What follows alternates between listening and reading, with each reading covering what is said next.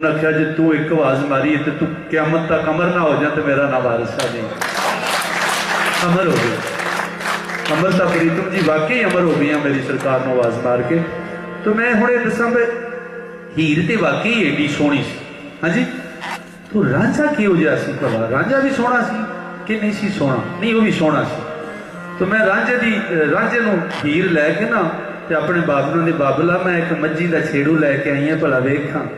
तो जो एक नज़र मार चूचक दी नज़र पई तो वेंद्या सारा था एडा सोहना है मज्जी चारन वाला तो नहीं, ये तो बड़ा मलूक जी तबा है, हथ लाया तो पिंडे से दाग पैंदा है, एडा सोहना है एडा नाजुक तवा है, तेनों ये मज्जी चारन वाला लगता है? वो आंदी बाबला ये बड़िया ही खूबियां ने। रांझे की तारीफ करती अपने बाप अगे हीर। मैं दसना मैं रांझा तो असल हर किसी हर हीर का कोई ना कोई रांझा है। तो अपने अपने रांझे नूं जिदी जिदी मनता पूजा तुसी करते हो, जिवें मेरा रांझा वारिस है, मैं अपना रांझा तुहानूं दस दिता है, तुहाडा भी अपना अपना एक एक रांझा है। अपने रांझे नूं सीधा रख के तुहानूं फिर वेखना है कि हीर अपने रांझे की तारीफ करदी, असां अपने रांझे नूं वेखना है। जिस जिस रांझे की पूजा करते हो ना उन्होंने सामने करके तो फिर एक कलाम सुनना है। मैं नजर कर रहा रांझे की तारीफ। बाप हस के पुछदा ये कौन हुंदा,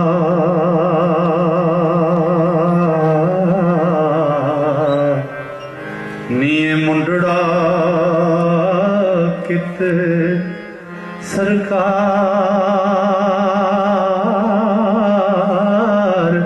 दाए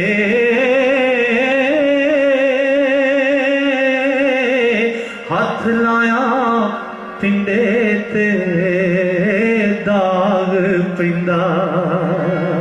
हो ए मही दे ना दरकार दाए। बाप आंदा है तेनों मज्जी चारन वाला लगता है। वो की आंदी ए सुगड़ चतर ते अकल दा कोट पूरा, मज्जी बहुत संभाल के चार दाए। हिके नाल प्यार दे होंग दे के, सोता सिंह ते मूल ना अमार दाए।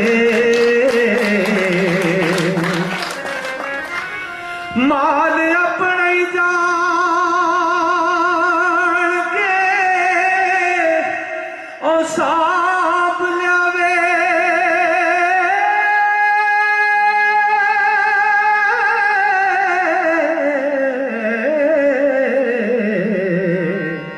कोई कम ना करे वंगार दा आए।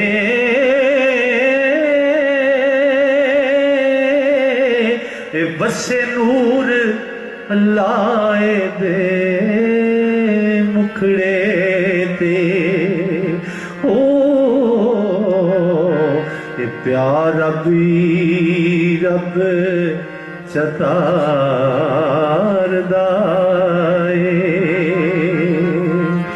ते विचकार हुशियार दिन रात रहिंदा, और रही खई ना मूल विसार दाए। सबा रहिया रवनिया खुबियां कट खुबियों फेर मुड़ ताड़ दाए।